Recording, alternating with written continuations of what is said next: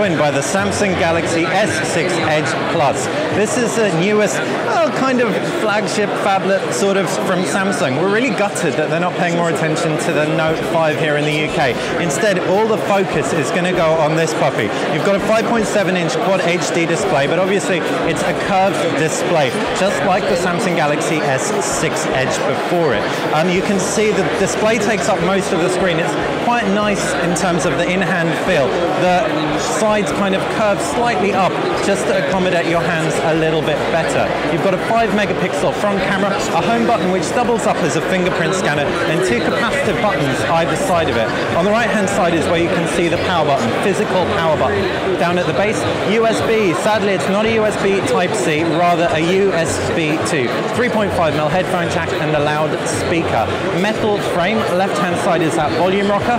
Up at the top, no buttons, but there is what appears to be a micro or nano SIM eject slot. Also, no, it doesn't look like there's an infrared blaster, but that dot there might do it, even though it's probably more likely a noise-cancelling microphone. Anyway, around the back, 16-megapixel rear camera. You've got exactly the same finish as that found on the S6 Edge. That camera has optical image stabilization and f1.9 lens. You've got that flash there, which also will likely double up as a heart rate monitor as well. We've got the gold version. Now, I'm not going to jump the gun too much, but it doesn't appear to attract fingerprints quite as much as the S6 Edge, although you can see when I point it right at the light, there are still a fair few collected on there. Now we can talk you around that display. Obviously, it's an AMOLED screen, Quad HD resolution, incredibly sharp, incredibly beautiful. First time we've seen something of this size, curved display, and Samsung's really hit it out of the park. We can ramp up the brightness because we've got it quite low. Just to show you, it does go very nice and bright, and obviously, like most AMOLEDs that we've seen, nice and dim as well.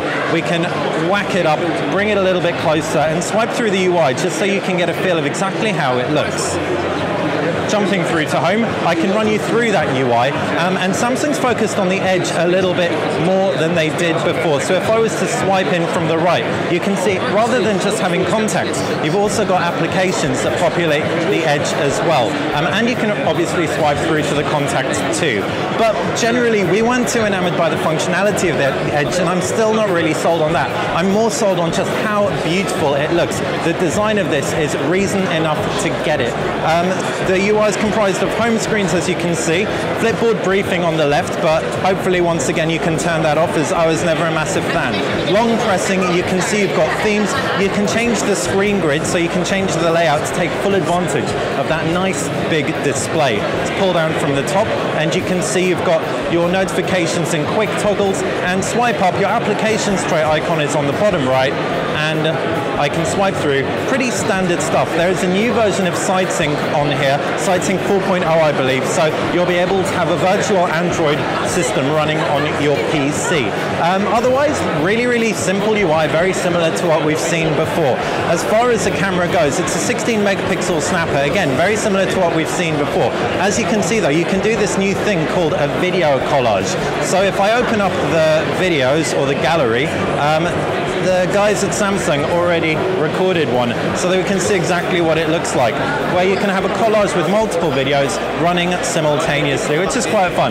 Not entirely sure how you're going to share it, but it'll be pretty fun for Instagram. Assume you can export it as an MP4, etc.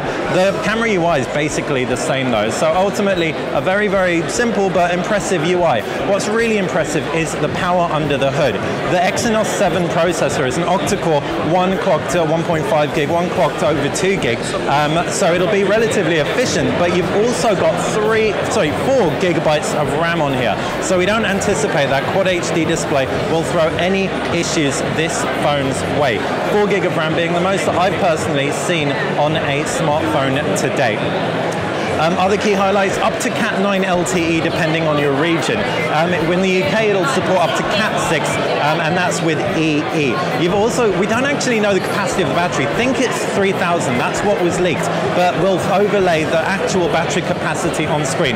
Naturally this supports both wired and wireless charging, and will charge from 0 to full in as little as 90 minutes according to the guys at Samsung.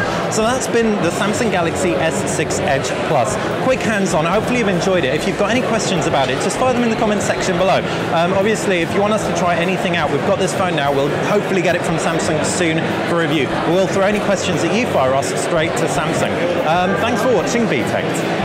So with the launch of the Galaxy Note 5 with its brand new S Pen, new design, and slick and fast processor with 4 gigs of RAM, what's the difference with the Galaxy S6 Edge Plus, which also has, a new processor, a larger screen, as well as also some new performances altogether? Well, simply put, they're almost the same. Both of them have 5.7-inch displays, and right now we're taking a look at both devices side to side. They're both QHD displays at the same side. They both have cameras that are 16 megapixel, and they both use VDIS and OIS for recording. Both have 3,000 milliamp batteries in the back. Both have 4 gigs of RAM in there.